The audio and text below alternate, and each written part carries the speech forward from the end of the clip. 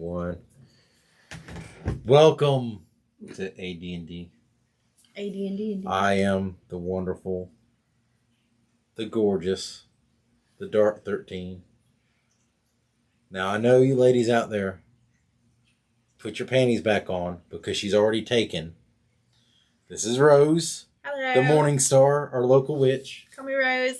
Don't let her looks deceive you. She is maniacal, and she is the darkest-minded person I know that watches the most twisted anime that can be found, which is what we're discussing today, is a lovely thing that we accidentally both watched called Made in Abyss.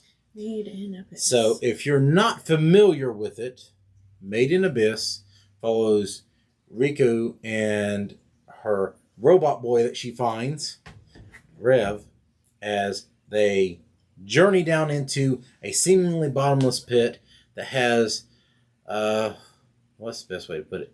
Undeniable levels of torture. Yeah, mind you, this is in their town. It's literally like their town is on the edge of an abyss. Good planning. Yeah. Yeah, and the real catch to the whole economy of the town is that there are people that journey down, they find artifacts, they bring them back up, but it comes at a cost because when you travel down, you can't necessarily travel back up without literally losing your humanity. Mm. So, the mild spoilers out of the way. Yeah, much spoilers. If you haven't watched it, yeah, you better go watch it and then come back, or just let it spoil because you'll forget, like me. I forget everything. So, as a very simple to put it, before you watch any further than this point, watch the show. It's a wonderful show. If you are into very, very deep drama, situations that will literally pull your heartstrings, to the point that I actually had to take breaks. Like, I would get to a point, have to stop for a few days, come back to it. It's very, very dark stuff. What are your general thoughts on it? It is the cutest illustrations, though. It is the most kawaii, most like, oh my god, like they look like little pop dolls. It's so kawaii. They're like big heads, big eyes, little hands, like almost like Powerpuff Girls. Like, oh my god! But it's deep. Yeah. It's so deep, and then you start to get into it, and you're like, what am I watching? This was supposed to be really cute, really sweet. And it just, totally just takes a plateau down. And then she goes down the hole, and you're like, okay, this is going to be... So, getting into more detailed spoilers. So don't watch past this unless you've already watched it. We're just talking about the first season. So far, there are 2 seasons, 3 movies. 2 of the movies, Journey's Dawn and Twilight Sky. I've only seen season 1. Both of those are basically recaps of the first season, but they also include additional scenes. They are much higher quality animation, a little bit better sound mastering. So they're definitely worth watching if you enjoyed the first season. Yeah, I'm having PTSD thinking about now, because now I'm thinking about her hometown. And like, wasn't it like a castle or a dungeon that they lived? They're orphans, right? Yeah. They actually, the orphanage that the main character lives in, along with other children that are orphaned from the surveyors and such that go down, they basically live in what used to be a castle. And in fact, our main character lives in her room, used to be the torture chamber. So, your first view of it, you get this. There's like cages hanging up. There's chains everywhere. And she's quite morbid in her curiosities. In fact, there's even little in-jokes where in her exploring Rev, who she named after a dog that she had that got discovered and got thrown away, apparently. She goes as far as when he wakes up, tells him, oh yeah, your skin could be pierced by drills or knives, and you even have a butthole, and I broke a stick off in there. And the other kids are like, yeah, we should have stopped her before we got to that point, which is disturbing in itself. I don't even remember that part. I'm gonna have to go back. This has been years, maybe going on 3 years since I watched it, because I watched it when I was on the truck with Grump. Oh yeah, so So then this is kind of a fresh recap for Yeah. you too. Yeah, because now I'm remembering it, and I'm like, oh. But the real basic thing of it is, and what really caught my attention about it is, it really speaks to what sacrifices are you willing to make to go on a journey that no one else has gone on, see things that no one else has seen, knowing full and well you will literally never come back from it. Didn't her parents go down there? Yeah. And that's one of the key plot points to the show, is that she was literally born in the abyss. Her mother was the second highest ranking whistle. She was a white whistle, and she went down into the abyss with a whole party, including her father. Her father died, everyone else died except for her and one black whistle, and she gave birth to her stillborn. Somehow she was able to revive her, and they literally sacrificed everything to bring her back from the abyss. And as a side effect of the curse of the abyss, as they call it, she gets headaches if she does not wear glasses. So it's not that there's anything wrong with her eyesight, but if she doesn't wear glasses, she gets headaches. So it's the whole kickoff to the journey for her is some other white whistles come up. They have her mother's whistle. She hasn't seen her mother in 12 years. And there's a note that tells her that she's waiting for her at the bottom of the abyss. That sounds sketchy. Yeah. I got this note from my dead mother who says she's at the bottom of this awful hole that nobody's supposed to go down. Let's go. Yeah, I mean, and it has a lot of those typical tropes that you find in anime. You know, you have the child that's missing the parents. You have the mysterious guy that doesn't remember his past, which is the robot boy. And, I'm just using base descriptions like that because I'm terrible at pronouncing names. So I don't want to look that dumb. But what is the main character's name? Do you know? Here, let's go over some basic facts right off of Wikipedia, because they're reliable. On a scale of 1 to 10, that's a no. No, but they normally get this stuff. Rico is the main character, our little orphan Annie, and then she finds Reg. See, I've been saying his name wrong. Reg. I thought it was Rev for some reason. But Reg is the mysterious robot boy. And, I mean, really, it's watch it. It's an amazing show. Such a great adventure. It will, again, tear you apart at certain scenes. One scene that really stands out to me, and it's towards the end of the first season. They literally get attacked by a creature called an orb piercer, and it's Sonic the Hedgehog on crack. So it moves faster than they can perceive, because it can perceive their potential movements before they move, and all the barbs on it are extremely poisonous. It stings Rico, and her arm swells up. It looks like Popeye. And it oozes, right? Yeah. And Reg ties off her arm, tries to move her up in the abyss to get away from it. And of course, because of the curse, she's pouring blood out of every hole in her. And then he breaks her arm, and he's trying to cut through it. I forgot about that. Yeah, he does break her arm. Yeah, he's trying to cut through it to save her life, because if they don't amputate the arm, she's going to die. Yep. And then, of course, we meet our third primary character, Nanake, and she's a whole video in herself.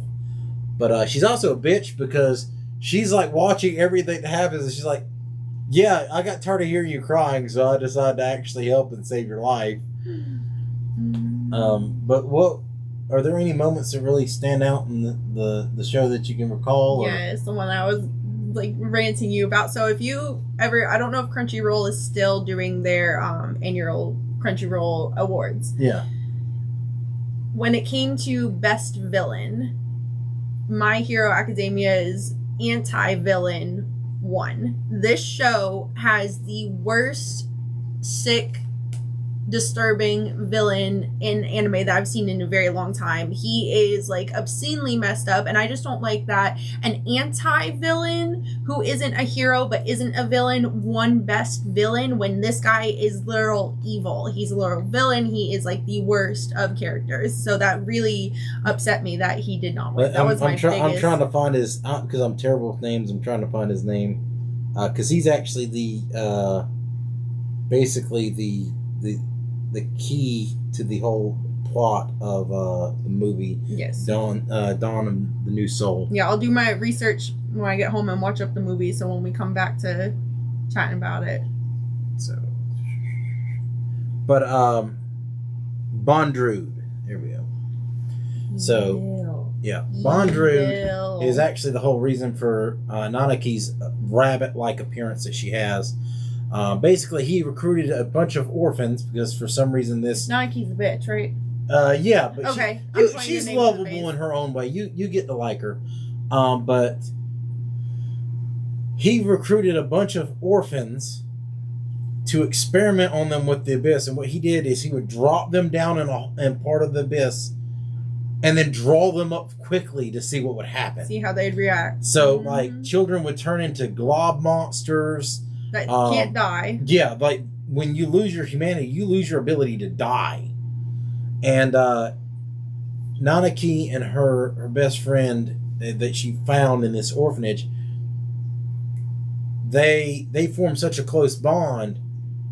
He decided to drop both of them down and draw them both up at the same time, and in the hopes that it would do something new. And it kind of did, because it made Nanaki rabbit-like, but she retained her full sentience, and she's extremely durable in her own right. And then it turned her poor friend into a glob monster that they spend a whole 3 episodes recapping what happened so that Nanaki can convince Reg to kill her friend and just like put her out of her misery, because he has the only weapon that can destroy her. Yeah.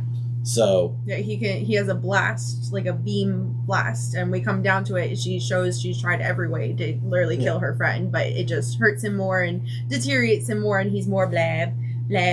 So obviously, spoiler. Well, we're past the spoiler part. Yeah, we're way past the spoiler. So they do convince, and even you bringing it up, and now I'm like reliving it in my head. Like I can feel the tears coming. Like it just. And the whole time that all this is happening, Riko is unconscious. She's healing up from the poison, and she's having these dreams where Nanaki's friend, she's making contact with her soul, and they're communicating to each other, and it's really heart-wrenching, and especially they don't skimp on anything.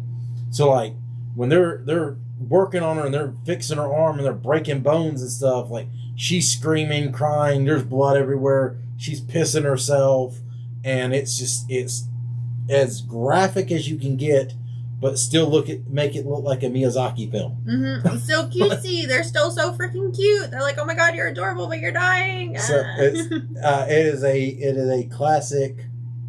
Actually, no, I wouldn't even say it's that point. You will know by the end of the first episode if you can stomach the show, because unlike other anime like Madoka Magica, where, spoilers for that, the 3rd episode, the whole show turns upside down. This one's right away. Like the 1st episode, she almost gets eaten. Someone gets bludgeoned in the head. They electrocute people. They go all out very quickly. So don't let the cover art trick you. Yep. It is definitely not something you want to watch with the family. It is something that I would not recommend unless you are into stories that have bitter, dark endings. Mm-hmm. There is no happy ending for anyone involved. It's such a good story. It's so sick, but it's good. Yeah. And I mean, some of the side characters are rather cute as well, because like one of the kids at the orphanage, like they have a little side story where he's dying and they got to figure out how to save him, and adding to the mystery, they get him away from the abyss and he's just magically better. And then you have her other childhood friend that loves her, and he can't tell her that he loves her. And he's like, "Don't go with the abyss, we shall never come back, you bitch." And she goes anyways. Mm-hmm. So, I gotta find my parents. It's time to run away. Yeah, wasn't he gonna go with her? Yeah, there was that kind of moment where it seemed like he was gonna follow her. Mm-hmm. But I think is one of those, he was so scared of everything, the sacrifice you have to make to go down into the abyss, and literally knowing you can't come back. And something you learn from Nanaki is that there's actually a force field. There's a actual physical presence that once you reach a certain point, you can see it. She can actually see this force field, and she can help them avoid it. So it's quite an interesting turn of events in the end of things. You'd recommend the other movies for people who like sick and twisted stories? Yeah. Definitely check out, especially if you watch the first season, it is worth it to watch the compilation movies, and especially getting into season 2, which you haven't watched yet. Definitely get Rose to watch it as soon as I can. It goes very quickly in the reverse order from, oh hey, we have this graphic stuff that's gonna like hook you in because it's morbid, to very, very deep, and everything that happens, even if it's excessive, it seems to happen for a reason.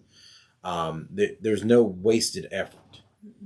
So, but I think that's kind of my final thought on it. What do you have any final thoughts? I'll definitely go back, and I was thinking about rewatching it just so I'm caught up with the next movies. It's on Crunchyroll Animation. It's currently on High Dive. Okay, you did say that. Yeah, it might be on Crunchyroll. I didn't actually look on there for it, but can't remember where. I think I originally watched it on Amazon Prime, so I'll have to see if it's still on there. But final thoughts of the show: it's a fantastic show. Definitely on the more horror and like not spooky, but graphic, and kind of just something that's like a real tearjerker, something that really gets your stomach crawling. And sometimes we enjoy something like that. It takes away from like, oh my god, life is so stressful. Let me like decompress in this total drama of just horrible, but she's so cute things. Yeah, if you are a huge fan of a lot of the older anime like Ninja Scroll, Wicked City, that kind of stuff, you'll enjoy this. So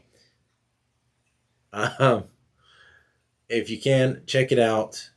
We hope that you'll join us again. I'll have another guest and we'll talk about a different subject.